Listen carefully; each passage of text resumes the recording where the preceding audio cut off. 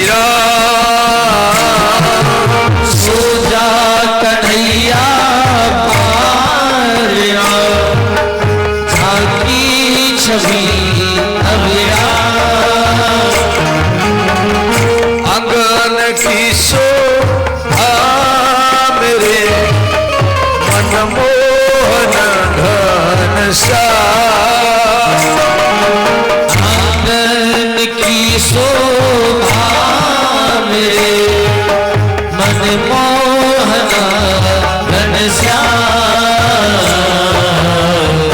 छगन मगन लाल को आजा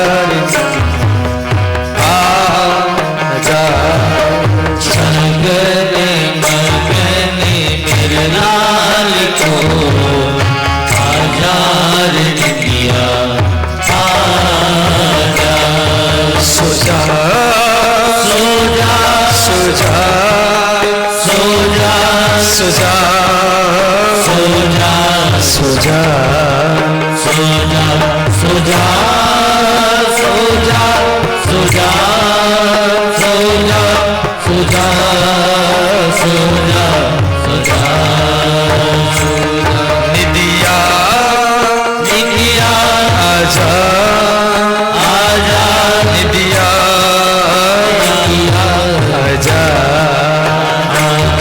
निदिया निदिया आजा आजा निदिया निदिया आजा। इस प्रकार बाल कृष्ण सो जाते हैं। जब बच्चे सो जाते हैं तो माताओं को काम करने का समय मिलता है। तो माँ यशोदा चूल्हा में हांडिया रखा, जल गर्म किया, रोषेई कर रही हैं। इसी बीच में कुछ समय बीत गया। बाल कृष्ण जाग गए, पलना से उतर करके दीवाल पकड़ पकड़ करके बाहर चले गए। बाहर में एक गौ माता बछड़ा को दूध पिला रही थी और श्री कृष्ण गैया के स्थान में मुख लगा करके बाल कृष्ण भी दूध पी रहे हैं। गैया बछड़ा को चाट रही थी, वो कृष्ण को चाटने लगी और माँ यशोदा भगवान को ढूंढ रही। बाल कृष्ण नहीं मिले, कभी उधर उधर इधर उधर, मेरी लाला कहाँ चला गया। तो माँ यशोदा जब बाहर आई तो देखा गैया के स्तन से मेरी लाला दूध पी रहे हैं। अब मैया सोची गैया पशु है और मान लो आगे चली गई तो मेरे लाला कुचल जाएंगे, दब जाएंगे। तो मैया ने किया कि बाल कृष्ण को गोदी में ले लिया, अंगना में बैठा दी, खिलौना पकड़ा दी, लाला खिलौना के साथ खेलो, तब तक हम रोषेई कर रहे हैं। श्री कृष्ण खेल रहे हैं और बीच में कृष्ण क्या करते थे, खिलौना को छोड़ करके कभी नंद बाबा के चाकू तलवार पकड़ लेते हैं। मैया दौड़ करके जाती हैं, चाकू को हटाती है। कभी चूल्हा में जो आग है वो लकड़ी को पकड़ लेते हैं,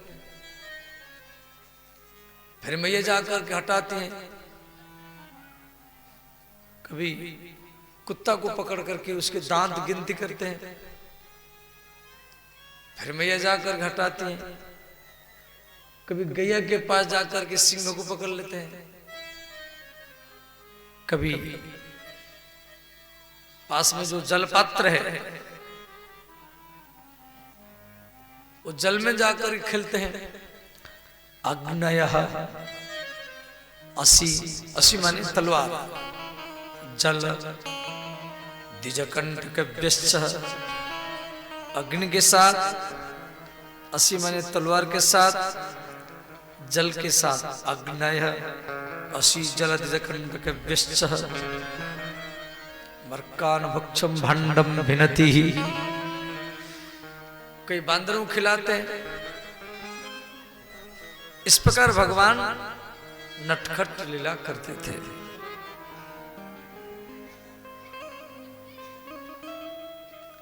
अब श्री कृष्ण धीरे धीरे चलने की तरीका सीख लिए। अब बच्चा जब चलता है ना, वो दौड़ करके गिर जाता है, तो कृष्ण एक घर से दूसरे घर में जाना सीख लिए। ते गोपी थी, माखन के घड़ा को घर के कोने में रख करके गोपी किवाड़ के किनारे में छुप करके बैठी है। छोटे से कन्हैया किवाड़ को खोले, वो भीतर में चले गए। देखे माखन का घड़ा है, माखन के घड़ा में हाथ घुसाए, एक लोंदा माखन उठाए खाने के लिए। उसी घड़ा के पास में एक शीशा था, दर्पण, कांच। उस शीशा में, कांच में कृष्ण का प्रतिबिंब, प्रतिछाया दिखाई दिया। अब भगवान छोटे से वो अपने प्रतिबिंब के साथ बात कर रहे हैं, खा रहे हैं, और शीशा में अपना प्रतिबिंब को देख करके बात भी कर रहे हैं। अब गोपी किवाड़ के किनारे में छुप करके बैठी है। गोपी हंसने लगी। इधर कृष्ण का नजर जब गोपी के ऊपर पड़ा, कृष्ण भागने के लिए तैयार हो गए और गोपी पकड़ लिया। गोपी ने कहा, कन्हैया इतना छोटी उम्र में आप चोरी कर रहे हैं। कृष्ण बोले, गोपी मैं चोरी नहीं कर रहा था, तेरे माखन के घड़ा में चींटी थे, चींटी, मैं चींटियों को निकाल रहा था। गोपी बोली, कन्हैया यदि आप चींटी निकाल रहे थे तो आपके मुख में माखन क्यों लगा है? हाथ में लगाना चाहिए। कृष्ण बोले, गोपी चींटी निकालते समय एक चींटी हाथ से चढ़ता हुआ कोहनी भुजा दे करके मुख तक आ गया, तो यहां से मैं चींटी को हटाया तो मुख में भी माखन लग गया। गोपी सोचा ये बड़ा चतुर है। गोपी पकड़ करके यशोदा मैया के पास लाई और कहा, मैया इतना छोटे उम्र में चोरी करता है।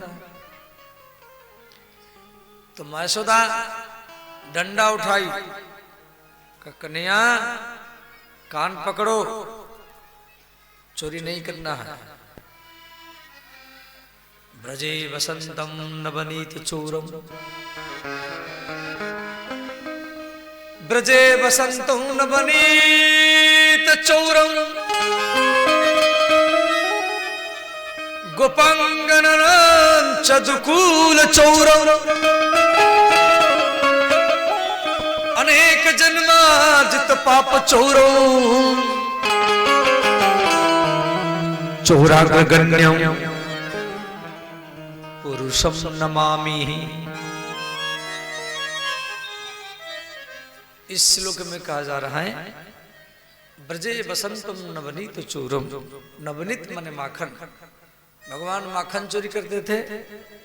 गोपांगनानां च दुकुल चोरम, दुकुल माने वस्त्र। देखो भगवान माखन चोरी करते हैं, गोपियों के वस्त्र चोरी करते हैं, और भागवत कथा सुनने वाले के पाप भी चोरी करके ले जाते हैं। ऐसा जो चोरों के सरदार है, चोराग्रगण्य, अग्रगण्य माने सरदार, पुरुषम नमामि। तो श्री देखो, बच्चा को प्रेम करो, पर कभी कभी डांट फटकारना भी चाहिए। यशोदा मैया यहां भगवान कृष्ण के कान क्यों पकड़ा? डंडा से पीटा भी है, क्यों? बच्चा को ज्यादा प्यार करेंगे, बच्चे बिगड़ जाएंगे, आपको अधीन बना लेंगे। लालना तो बहुबुदोषा, ज्यादा प्यार करेंगे बच्चों में दोष पैदा होगा। और थोड़ा सा ताड़ना तो बहुबुगुणा, थोड़ा सा कान पकड़ लेंगे, डांट देंगे, फटकार देंगे, तो उसका जिंदगी भविष्य ही सुधर जाएगा। इसीलिए मां यशोदा भगवान कृष्ण के कान भी पकड़ा है। अब धीरे धीरे कृष्ण छोटे छोटे बच्चों के साथ खेलने लगे। ध्यान देना, तो खेलते समय कृष्ण ने क्या किए, मिट्टी के ढेला मुख में दबा लिए। बच्चे मिट्टी खाते हैं और आप भी मिट्टी खाए होंगे, परंतु आजकल तो सब मार्बल टाइल का घर हो गया। तो मनसुखा कृष्ण के सबसे प्रिय मित्र मनसुखा, जिसके मन में सुख हो, वो यशोदा मैया को जाकर ही कहा, अरे मैया तेरे लाला कन्हैया मिट्टी खाया है।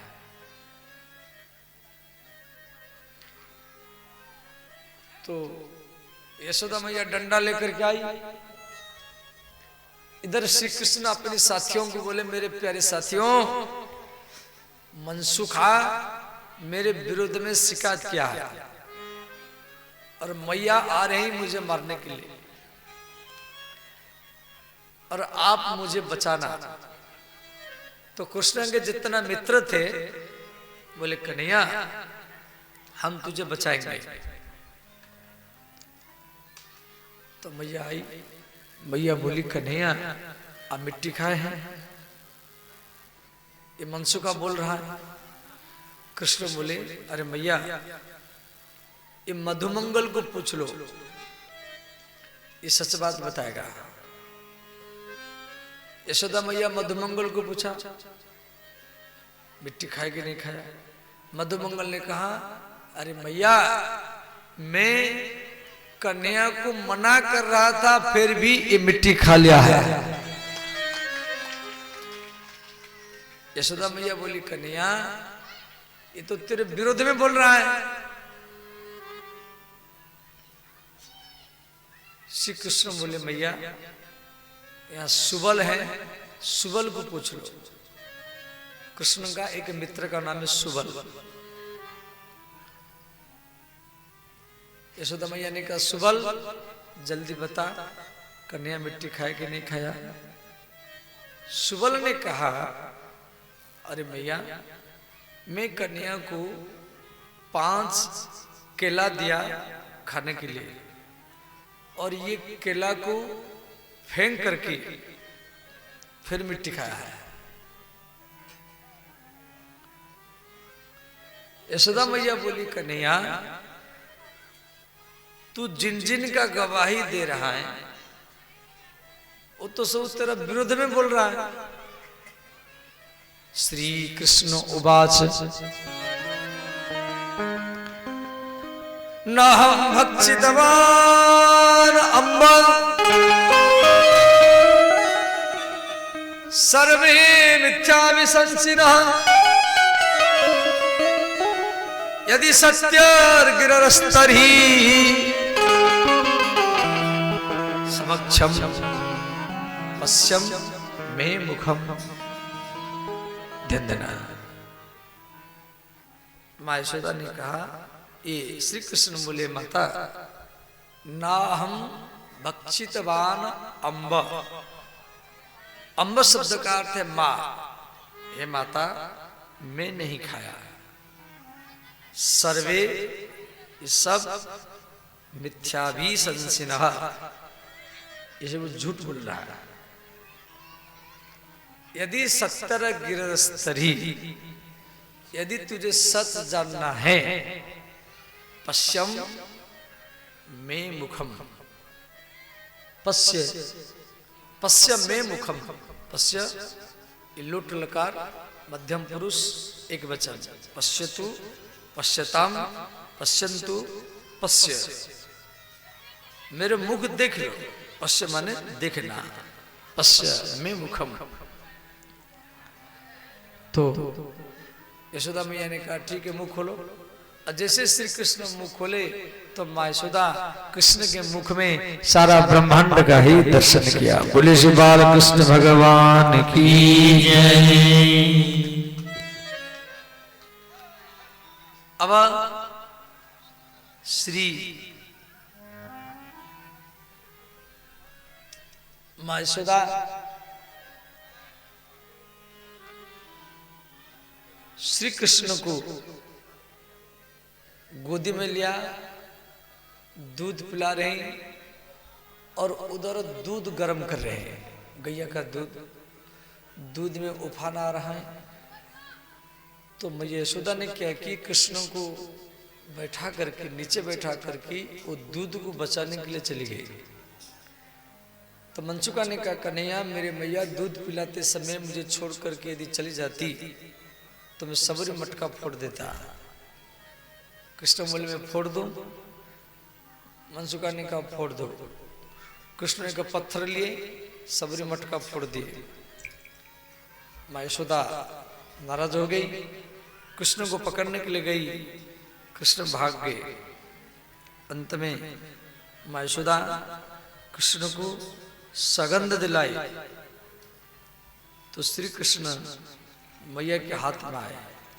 यशोदा मैया ने किया कि कृष्ण को रस्सी से बांध करके एक उखल में बांध दिया। बाल कृष्ण बंधे हुए हैं। तब मंचुका ने कहा कन्हैया तू बाहर चल, मैं बाहर में खोल दूंगा। कृष्ण बाहर में घुटना में चले तो दो अर्जुन वृक्ष थे, उखल के झटका से गिर गए। अर्जुन वृक्ष से दो यक्ष जन्म लिए, नलकुबर मणिग्रीव। भगवान बोले भैया आप वृक्ष क्यों बने थे? वो बोले हम नारद जी के अभिशाप के कारण वृक्ष बन गए थे। तो दोनों भाई भगवान का स्तुति किए हैं। वाणी गुणानुकथने श्रवणम कथाया, श्रवणो, श्रवणो माने कान, ध्यान देना। आप जो इस घनघोर ठंडी में आप घर द्वार छोड़ करके आए हैं, कोई बिरंचा से, कोई सुखासन से, कोई औराई से, कोई गुलेला बीता से, कोई तितराई से, कोई लौकाई से। यदि इस टाइम में सोना चाहिए आपको और अपना नींद को छोड़ करके अंधेरे रात में ठंडी में बच्चा को, पति को, स्त्री को छोड़ करके आप भागवत कथा सुनने के लिए आए हैं, अर्थात आप कान के द्वारा भगवान का पूजा कर रहे हैं। कान का पूजा क्या है? भगवान की कथा सुनना। मैं बोल रहा हूं तो मुख के द्वारा मैं भगवान का पूजा कर रहा हूं। चरण का पूजा क्या है? चलकर की यहां तक आना। हाथों का पूजा पंडाल में झाड़ू लगाना, लिपाई पोताई करना। और आंखों का पूजा क्या है? भागवत प्रेमियों का दर्शन करना। ये आंख का पूजा है। तो प्रत्येक इंद्रियों से भगवान का पूजा करना। इस प्रकार श्री भगवान 2.5 वर्ष तक